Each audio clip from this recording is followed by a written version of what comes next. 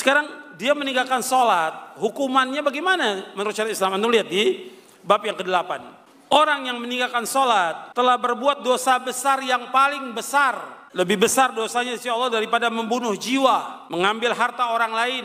Lebih besar dosanya daripada dosa zina. Lebih besar dosanya daripada dosa mencuri. Lebih besar dosanya daripada dosa minum khamar, minum minuman keras. Lebih besar dosanya. Orang yang meninggalkan sholat akan mendapatkan hukuman dan kemurkaan Allah di dunia dan di akhirat. Ini dijelaskan oleh Imam Ibnu Qayyim dalam kitabnya As-Shalah wa Hukmu Tarikiha. Salat dan hukum orang yang meninggalkannya. Kemudian juga Syekhul Islam Ibnu Taimiyah rahimahullah mengatakan lagi, orang yang enggan mengerjakan salat fardu, maka ia berhak mendapatkan hukuman yang keras, hukuman yang berat berdasarkan kesepakatan para imam kaum muslimin. Bahkan menurut jumhur umat seperti Imam Malik, Imam Syafi'i, Imam Ahmad dan selain mereka, ia wajib untuk disuruh bertaubat.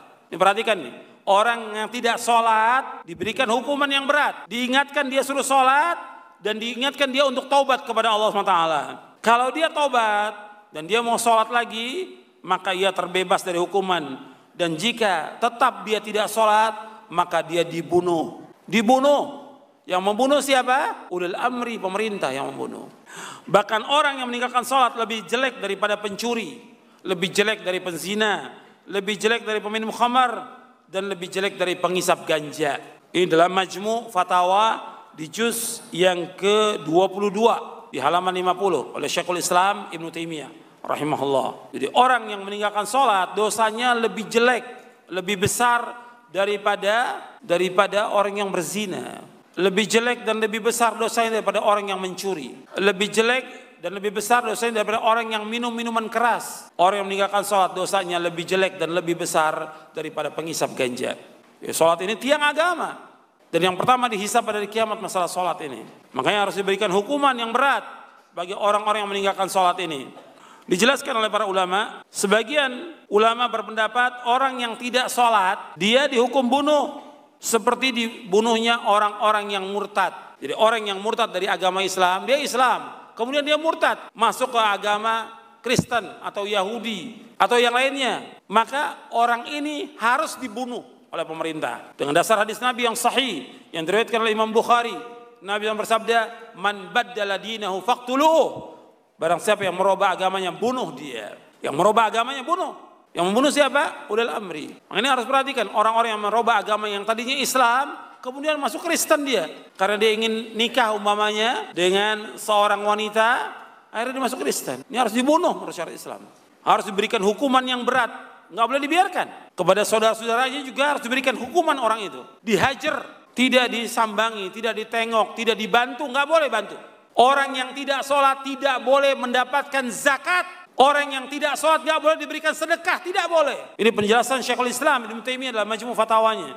Dan juga penjelasan Syekh Abdul Aziz bin Abdullah bin Baz. Orang yang sholat nggak boleh diberikan zakat. Orang yang tidak sholat nggak boleh dikasih sedekah, nggak boleh. Banyak di pinggir-pinggir jalan orang-orang yang minta-minta nggak sholat, jangan dikasih.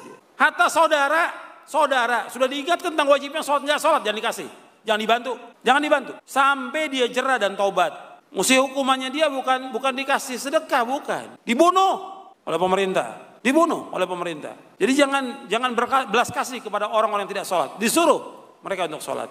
Kalau mereka katakan, ya saya gimana saya sholat, saya nggak punya pakaian, maka pengurus masjid kasih pakaian pada dia, jilbabnya. Atau yang mengatakan, saya gimana sholat, saya nggak punya sarung, belikan sarung, kain sarung untuk sholat dia, belikan. Jadi nggak ada alasan bagi dia untuk tidak sholat, nggak ada alasan. Dia alasan celana saya kalau kerja kotor bukan najis. Perhatikan, kotor bukan najis, kena debu, kena air, kena minyak, kena bensin, kena oli, tidak najis, kayak najis. Atau dia di pasar motong ayam, kena darah ayam, nggak najis, dia tinggal dicuci sholat. Sama seperti orang yang sholat, dia ada koreng, ada bisul, keluar darah, tetap sholat, nggak najis. Yang najis darah apa? Darah haid dan darah nifas, itu najis. Kan ini banyak orang salah pemahaman. Kotor bukan najis, celana saya kotor, baju saya kotor, nggak sholat. Padahal itu tidak najis. Tapi tetap aja kita memberikan kepada dia sarung supaya dia sholat. Dikasih di tempat-tempat itu, di musola atau di tempat dia jaga atau di tempat kumpulnya supir, kasih sarung supaya dia sholat.